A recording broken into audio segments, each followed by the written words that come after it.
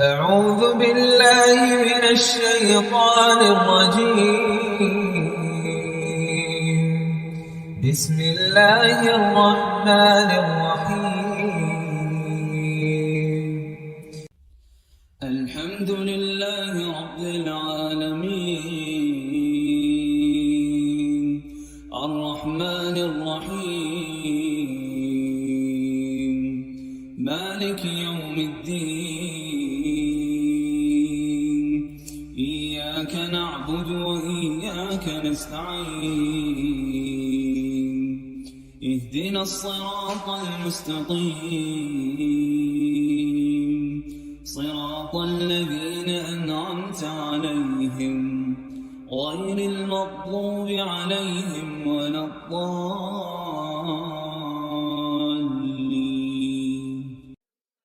نماز کی اہمیت۔ بے نماز کا انجام قارون، فرعون، حامان اور ابی بن خلف کے ساتھ ہوگا۔ اللہم لا تجعلنا منہم۔ اللہ تعالی ہمیں ان لوگوں میں سے نہ کرے۔ ان عبداللہ بن عمر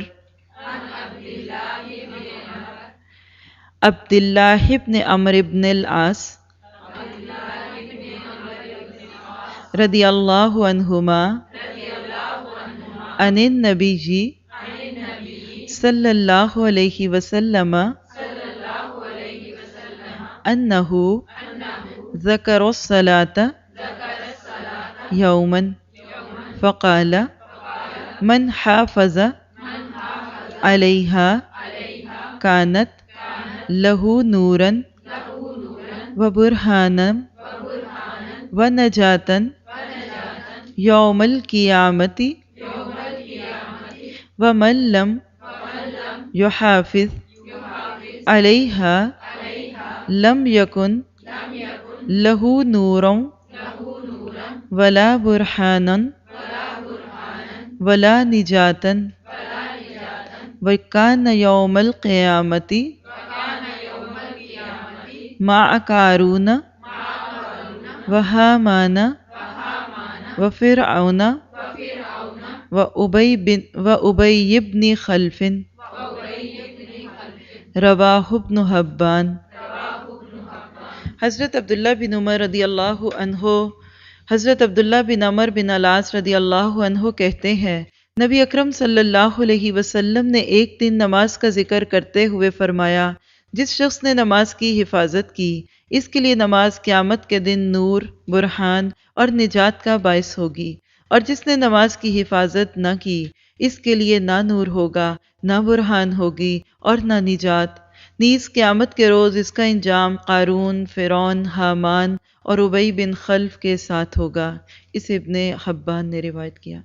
یہ جن چار لوگوں کا تذکرہ ہے ان میں سے قارون کو دولت کا سمبل سمجھ لیں۔ سورۃ قصص میں اس کے زمین کے اندر گرنے کا قصہ موجود ہے۔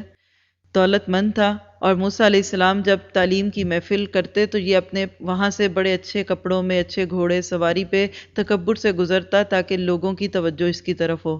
تو کچھ لوگ جو ظاہری چکا چوند والے ہوتے تھے وہ اس کو دیکھ کے رش کرتے تھے۔ نتیجہ کیا ہوتا کہ ان کی توجہ اس علم کی طرف نہ ہوتی جو وہ حاصل کر رہے ہوتے۔ اسی طرح ایک دن جب وہ گزرا تو موسیٰ علیہ السلام نے اللہ تعالیٰ سے دعا کی کہ اللہ تعالیٰ یہ لوگوں کو علم سے دور کرنے کی کوشش کر رہا ہے تو اس کے ساتھ معاملہ کر۔ تو زمین پھٹی تو قارون اس کے اندر چلا گیا۔ جب قارون اندر چلا گیا تو لوگوں نے باتیں کرنی شروع کر دی، دیکھا موسیٰ کو شوق تھا نا کہ قارون مر جائے اور اس کی چیزیں مجھے مل جائیں۔ لوگ شک تو کرتے ہیں نا اس معاملے میں۔ تو موسیٰ علیہ السلام نے پھر دوبارہ دعا کی کہ اللہ مجھے اس کے خزانوں کو کیا کرنا ہے تو اس کے خزانوں کو بھی لے لے۔ دوبارہ زمین پھٹی اور اس کا سارے خزانے جس کے بارے میں قرآن پاک میں آتا ہے کہ ایک بڑی اونٹوں کی جماعت جو تھی وہ اس کی چابیوں کو اٹھاتی تھی، اور جس کو تفصیل چاہیے وہ سورۃ قصص سے پڑھ لے تو وہ سب چلے گئے۔ اور اللہ کے نبی نے فرمایا ہر دن ایک قد کے برابر یہ زمین میں دھنس رہا ہے کیونکہ اس نے تکبر کیا۔ پھر دوسرا شخص فرعون ہے۔ فرعون جہاں حاکمیت، شاہیت، بادشاہت، گورنمنٹ، حکومت کا ریپریزنٹیٹیو ہے، اور اس کے بارے میں تو بہت لوگ جانتے ہیں۔ اسی طرح حامان جو تھا یہ فرعون کا وزیر تھا، یہ مشیر کے معنوں میں، یعنی یہ مشورے دینے والوں میں سے تھا، ورکر تھا ان کے ساتھ۔ اور ابی بن خلف وہ شخص ہے کہ جس نے اللہ کے نبی صلی اللہ علیہ وسلم کو تکلیف دی تھی، اور یہ ایک واحد وہ شخص ہے کہ جس کو اللہ کے نبی صلی اللہ علیہ وسلم نے اپنے ہاتھ سے مارا تھا۔ اور آپ نے فرمایا کہ وہ شخص جس نے کسی نبی کو مارا یا جس نبی نے کسی کو مارا، یعنی جو نبی کو مارے یا جس کو نبی مارے وہ بدبخت شخص ہے۔ تو یہ ابی بن خلف ان لوگوں میں تھا۔ آپ سوچئے 4 بدترین قسم کے لوگوں کے ساتھ کس کا حشر ہو رہا ہے؟ بے نمازیوں کا۔ اللہ تعالی ہمیں اپنی نمازوں کی حفاظت کرنے والا بنا دے۔ پھر آپ دیکھیں یہاں نور کی بات ہوئی، کیوں؟ اس لیے کہ قیامت کا دن اندھیروں کا دن ہے، سورج چاند ختم ہو چکے ہوں گے، اس وقت ہر ایک کو روشنی کی ضرورت ہوگی، تو بے نمازی اس وقت اندھیروں میں ہوگا، حتیٰ کہ پل صراط کے اوپر کے جو اندھیرے ہوں گے وہ تو بہت ہی زیادہ انسان کے لیے تکلیف دہ ہوں گے، کیونکہ نیچے جہنم کی کھائیاں ہیں اور اوپر ایک پتلے سے پل کے ذریعے سے لوگ جنت کی طرف جانے کے راستے پہ ہوں گے۔ پھر اسی طرح برہان، دلیل کو کہتے ہیں، کوئی ایویڈنس نہیں ہے، کوئی شخص کسی جرم کا کسی جگہ ملزم ہو اور اپنا الزام دور نہ کر سکے حالانکہ وہ سچا ہو، تو وہ کتنا ہی زیادہ اپنے آپ کو بدقسمت محسوس کرتا ہے۔ تو قیامت کے دن پھر ایسے لوگوں کے ساتھ کوئی بھی ان کی بے گناہی کو ثابت کرنے والا نہیں ہوگا، اور نجات کے لفظ کو تو ہم سمجھتے ہی ہیں۔ اللہ تعالی ہمیں نماز کی اہمیت کو سمجھنے والوں میں کر دے۔ اسلام اور کفر کے درمیان حد فاصل نماز ہے۔ کیا مطلب؟ کہ کسی شخص کے مسلمان ہونے کا یا کافر ہونے کا پتہ کب چلتا ہے؟ جب وہاں نماز کا وقت آ جاتا ہے۔ حدیث پڑھ لیں، پھر تھوڑی سی اس پہ بات ہو سکتی ہے۔ ان جابر رضی اللہ عنہ قال قال رسول اللہ صلی اللہ علیہ وسلم بین الرجل وبین الشرک والکفر ترک الصلاح، رواہ مسلم۔ حضرت جابر رضی اللہ عنہ سے روایت ہے کہ رسول اللہ صلی اللہ علیہ وسلم نے فرمایا، مسلمان آدمی اور شرک یا کفر کے درمیان حد فاصل ترک نماز ہے۔ اسے مسلم نے روایت کیا۔ تھوڑا سا اس روایت کو واضح کر دوں۔ مثال لیجئے، مغرب کی نماز کا وقت ہوا، 4 مرد بیٹھے ہوئے تھے اور اتنے میں حی علی الصلاح حی علی الفلاح کی آواز آئی۔ ان 4 میں سے 3 اٹھ کے نماز کے لیے چلے گئے۔ مغرب کی مثال میں نے اس لیے دی کہ اس کا وقت تھوڑا ہوتا ہے، اور جو چوتھا بیٹھا رہا اس کے بیٹھنے نے یہ ثابت کر دیا کہ وہ مسلمان نہیں ہے۔ بس یہ بات ہے، کیونکہ اگر وہ مسلمان ہوتا تو وہ بھی اٹھ جاتا۔ اور مردوں کی مثال اس لیے دی کہ ان کی کوئی مجبوری نہیں ہوتی نماز چھوٹنے کی، عورتوں میں تو کوئی مسئلہ ہو سکتا ہے نا۔ تو یہاں سے دیکھ لیجئے کہ کفر اور اسلام کے بیچ کی حد نماز ہے۔ اس ایک حدیث پہ اتنے مسائل ہیں جو اس کتاب میں بیان نہیں ہو سکیں گے اور کرنے کی ضرورت بھی نہیں۔ نمازی اور بے نمازی کا ساتھ رہنا، ان کا نکاح، ان کی ڈیلنگز، یہ ساری چیزیں اس سے دکھتی ہیں۔ ہم صرف اس بات پہ اپنے دل کو مضبوط کر لیں کہ اگر کوئی بندہ کہیں راہ چلتا ہو اور وہ دیکھ لے کہ کچھ لوگ نماز کے لیے اٹھے اور کچھ نہیں اٹھے تو ان کے لیے کیا سوچے گا۔ میں نے اس حدیث کو الحمدللہ کئی بار پڑھا اور پڑھایا، لیکن میں نے فزیکل اس کو محسوس کیا۔ ہم لوگ ایک ایسی محفل میں تھے، ہمارے کلوز سرکٹ میں کسی کے گھر پہ دعوت تھی، مرد الگ تھے، عورتیں الگ تھیں۔ اتنے میں نماز کا وقت ہوا، بلکہ الحمدللہ گھر والوں کو عادت ہے کہ نماز سے پہلے اٹھ کے چلے جاتے ہیں۔ تو جب وقت ہوا تو ہمیں آواز آئی دروازے کے کھلنے کی، تو محسوس ہوا کہ مرد چلے گئے۔ تو وہ تھوڑا سا جو گھر میں ایک فیلنگ تھی کہ مرد ہیں، ہم ادھر نہ آئے، تو اسی خیال کے تحت جب ہم نے کچن میں آنا شروع کیا آئے تو ایک دم نظر پڑی سائڈ پہ، تو ایک مرد بیٹھا ہوا تھا۔ تو ایک دم جھرجھری آئی کہ جب سب گئے تو یہ کیوں نہیں گئے۔ بہت تکلیف ہوئی، دکھ ہوا، پتہ نہیں کیا وجہ کیوں نہیں گئے۔ پھر بعد میں جب بات یہ ہوئی، پوچھا گیا تو کہا کہ نہیں، وہ شخص نان مسلم تھا، یعنی وہ کلوز فرینڈز میں تھے جیسے ہوتے ہیں، اور کوئی بری بات نہیں ہے کہ مسلمز میں وہ نان مسلم تھا، تو باقی سب مسلم گئے تو وہ بیٹھا رہا۔ اس دن مجھے اس حدیث کو پڑھ کے مجھے اس شخص کے لیے بہت میرے دل سے دعا نکلی کہ واقعی وہ تو مجبور تھا نا، لیکن جو لوگ پھر جان بوجھ کے بیٹھے، اور بعض تو بیٹھے رہتے ہیں، کہتے ہیں ٹھیک ہے بعد میں پڑھ لیں گے، اچھا ابھی وضو نہیں ہے، اچھا کپڑے ابھی ایسے نہیں ہے ویسے نہیں ہے۔ تو آپ دیکھیے کوئی تھرڈ پرسن اسے کیا سوچ سکتا ہے۔ اس سے پھر ایک اور مسئلہ آگے جا کے آئے گا انشاءاللہ، آپ دیکھیں گے۔ تو کبھی کوئی مسجد میں جائے اور اس نے پہلے سے نماز پڑھ لی ہوئی تھی، مثال ہے، اب مسجد میں گیا، جماعت ہو رہی ہے، تو اس کو حکم کیا کہ وہ جماعت کے ساتھ مل جائے۔ کیوں؟ کہ اگر وہ بیٹھا رہے گا تو دوسرے کیا سوچیں گے کہ وہ ہمارا نہیں ہے، ٹھیک ہے۔ تو اس طرح کے اور بہت سارے مسائل اس ایک حدیث سے نکلتے ہیں۔ 10 برس کی عمر میں اگر بچہ نماز کا عادی نہ بنے تو اسے مار کر نماز پڑھوانی چاہیے۔ ان عمر بن شعیب ان ابیہ ان جدہ رضی اللہ عنہما قال قال رسول اللہ صلی اللہ علیہ وسلم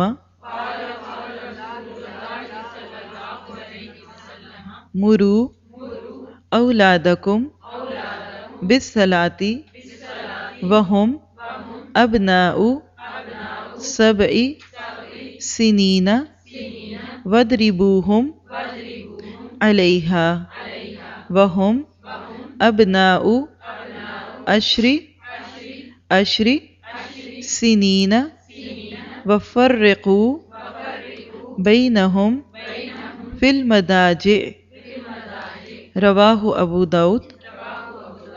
حضرت عمر اپنے باپ شعیب سے اور شعیب اپنے دادا یعنی عبداللہ بن عمر بن العاص سے روایت کرتے ہیں۔ کتنا خوش نصیب گھرانہ ہے، پوتا دادا کی روایت لے کر آ رہا ہے۔ یہ کب ہوتا ہے؟ جب علمی ورثے کو نسلوں کو منتقل کیا جاتا ہے۔ کیا روایت کرتے ہیں کہ رسول اللہ صلی اللہ علیہ وسلم نے فرمایا، جب تمہارے بچے 7 برس کے ہو جائیں تو انہیں نماز پڑھنے کا حکم دو، جب 10 برس کے ہو جائیں اور نماز باقاعدگی سے نہ پڑھیں تو نماز پڑھانے کے لیے انہیں مارو، نیز 10 سال کی عمر کے بچوں کو علیحدہ علیحدہ بستروں پر سلاؤ۔ اسے ابو داؤد نے روایت کیا۔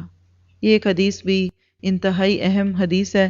پہلی بات تو یہاں میں کر دوں کہ جب لفظ مارنے کا پڑھتے ہیں تو کچھ لوگ اس کے اوپر غصہ کرنے لگتے ہیں اور اگریسو ہو جاتے ہیں کہ بچے کو ماریں گے تبھی تو بچے فیڈ اپ ہوتے ہیں۔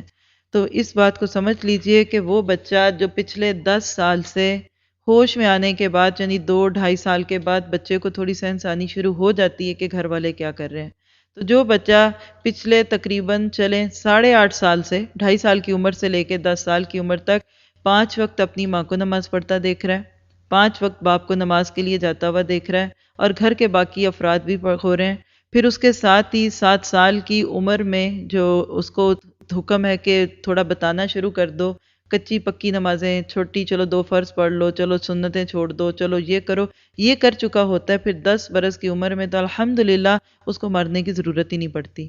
یہاں اس حدیث میں صرف 10 سال کی بات ہے نا، لیکن الگ احادیث اس بات کی ملتی ہیں کہ 7 سال کے جب ہوتے ہیں تو یہ 7 سال کی اس میں ہوگی نا تو انہیں نماز پڑھنے کا حکم دو۔ یہ 7 سے 10 سال جو 3 سال کا وقت ہے نا، یہ ٹریننگ پیریڈ ہے۔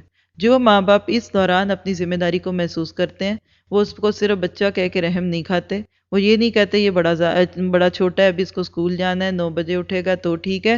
تو آپ صرف یہ دیکھ لیں کہ اللہ تعالیٰ کو بندے سے اس 70 ماؤں سے زیادہ پیار ہے، اور اللہ کے نبی صلی اللہ علیہ وسلم کے بارے میں سورۃ توبہ میں آتا ہے کہ یہ نبی تم مومنوں پر بڑے ہی نرم ہے، حریص ہے اس بات پہ کہ تمہیں خیر ملے۔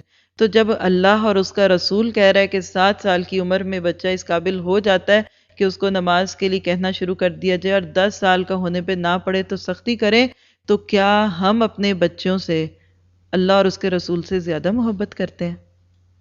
یہ جو خیال ہے نا کہ مجھے اپنے بچے سے بڑا پیار ہے، یہ خیال درست نہیں ہے۔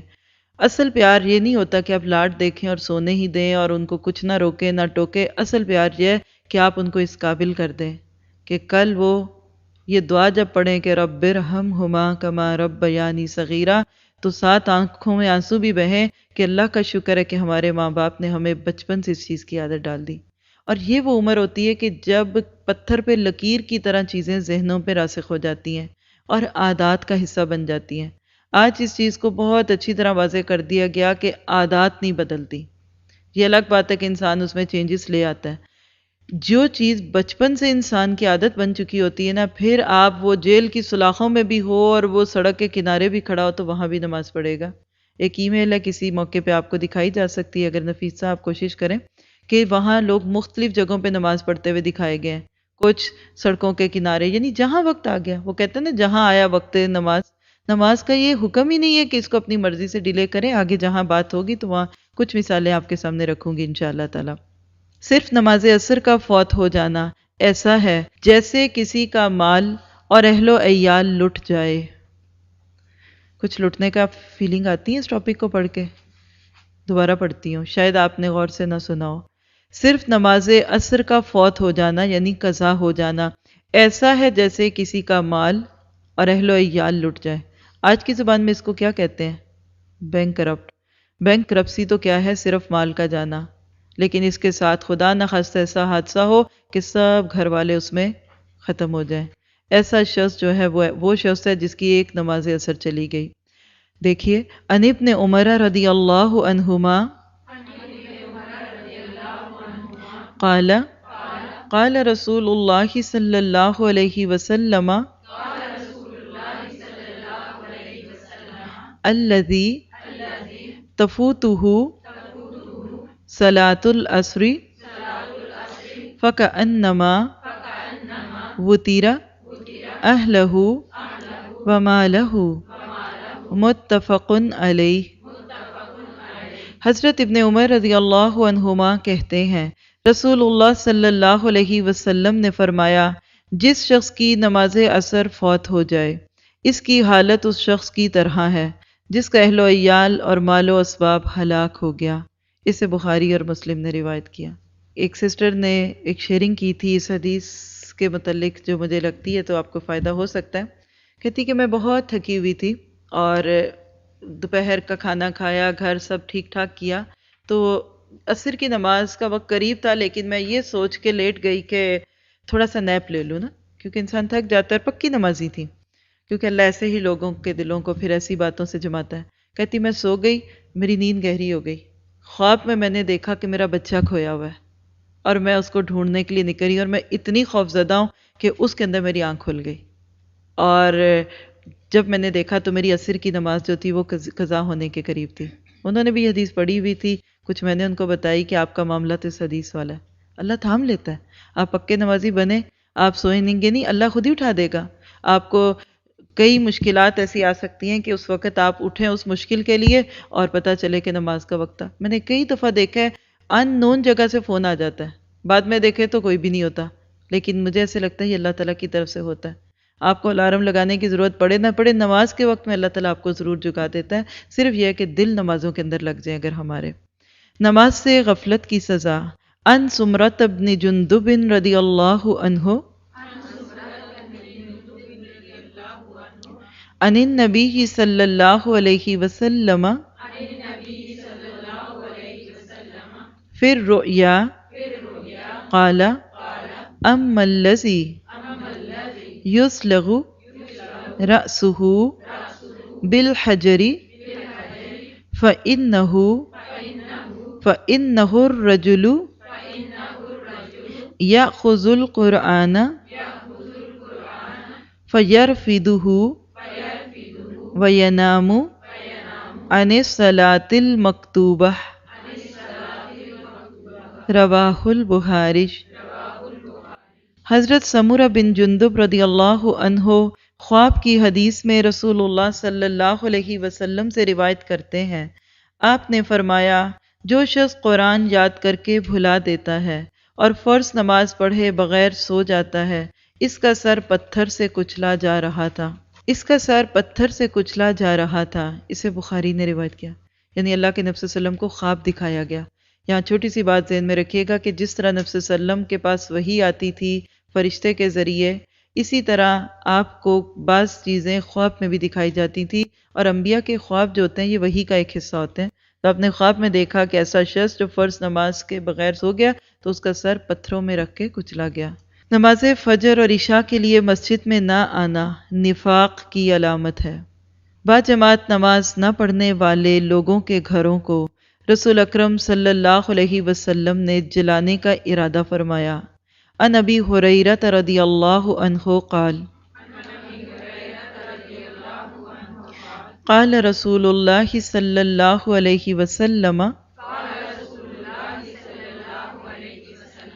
لیس الصلاۃ اثقل علی المنافقین من الفجر والعشاء ولو یعلمون ما فیہما لأتوہما ولو حبوا لقد ہممت ان آمر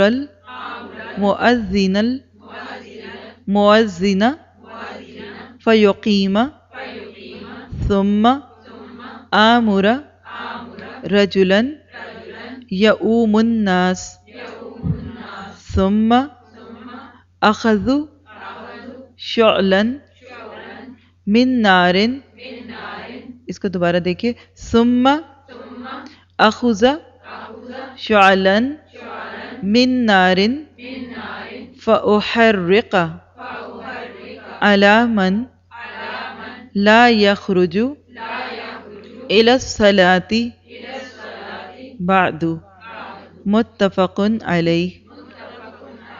حضرت ابو ہریرہ رضی اللہ عنہ کہتے ہیں رسول اللہ صلی اللہ علیہ وسلم نے فرمایا، منافقوں پر فجر اور عشاء کی نماز سے زیادہ بھاری کوئی نماز نہیں ہوتی۔ اگر انہیں پتہ چل جائے کہ دونوں نمازوں کا ثواب کتنا زیادہ ہے تو ان دونوں نمازوں میں ضرور آتے، خواہ گھٹنوں کے بل ہی آنا پڑتا، یعنی چلنے کی طاقت نہ ہوتی تو رینگتے ہوئے آتے۔ میں نے ارادہ کیا کہ مؤذن کو حکم دوں کہ وہ اقامت کہے، پھر ایک آدمی کو حکم دوں کہ وہ لوگوں کی امامت کرائے، اور خود آگ کا ایک شعلہ لے کر ان لوگوں کے گھروں کو جلا دوں جو اس اذان اور اقامت کے بعد نماز کے لیے نہیں نکلتے۔ اسے بخاری اور مسلم نے روایت کیا۔ پہلی بات ہے کہ ایسی روایات میں کوئی تعویل کی ضرورت محسوس ہوتی ہے؟ آج کا دور، کل کا دور، ویسٹ کی باتیں، ایسٹ کی باتیں، کتنا کلیئر کٹ میسج ہے۔ دوسری بات، صرف اس حدیث کو اگر کوٹ کر کے کوئی یہ کہہ دے کہ اللہ کے نبی صلی اللہ علیہ وسلم بڑے سخت دل تھے، دیکھو آگ لگانے کی بات کر رہے ہیں، تو ایسے لوگ تو کل اللہ کو بھی سخت دل کہہ سکتے ہیں جو آگ میں پھینکے گا، ٹھیک ہے نا؟ تو یہ بات ایسی نہیں کہ آپ نے ایسا کیا، آپ نے اپنے جذبات کا اظہار کیا۔ کوئی یہ نہ سوچ لے کہ اللہ کے نبی صلی اللہ علیہ وسلم اتنے سخت تھے۔ یہاں یہ دیکھیے کہ اللہ کے نبی کو نماز سے کتنی محبت تھی، اور آپ کو پتہ تھا کہ جو لوگ نماز نہیں پڑھتے وہ اپنا کتنا بڑا نقصان کر رہے ہیں۔ خلاف سنت ادا کی گئی نماز قیامت کے روز ناکامی اور نامرادی کا باعث بنے گی۔ قیامت کے روز حقوق اللہ میں سب سے پہلے نماز کا حساب ہوگا۔ ان ابی ہریرہ رضی اللہ عنہ قال قال رسول اللہ صلی اللہ علیہ وسلم ان اول ما يحاسب به العبد یوم القیامت من عمله صلاته فإن صلحت فقد افلح وانجح وإن فسدت فقد خاب وخسر فإن انتقص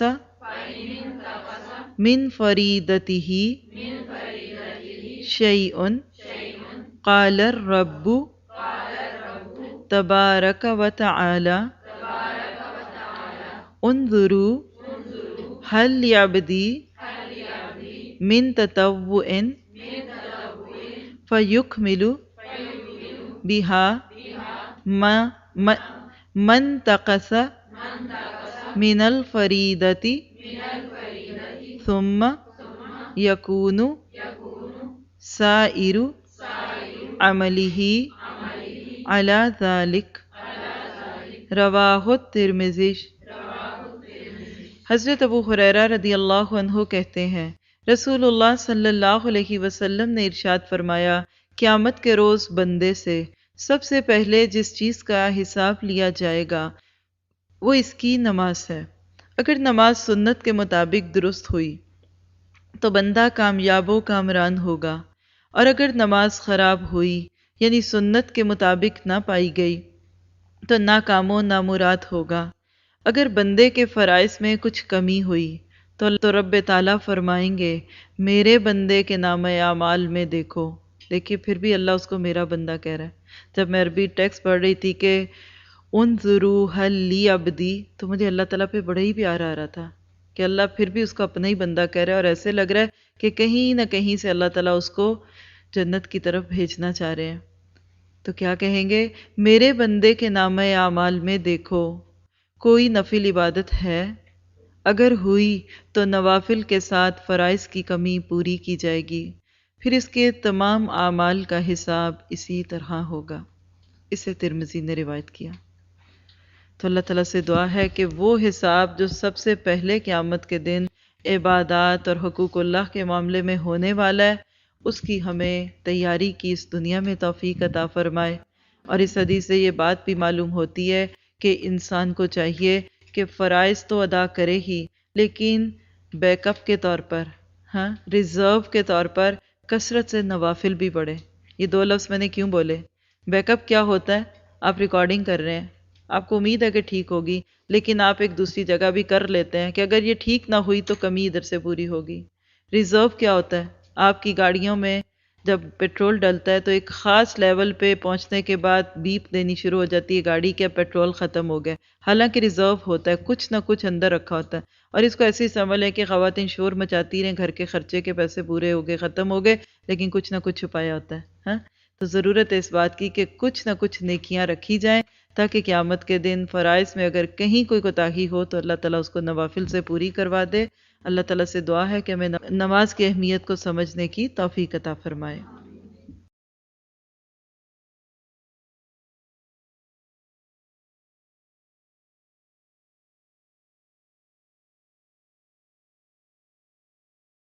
سبحان ربک رب العزت عما یصفون وسلام علی المرسلین والحمد للہ رب العالمین۔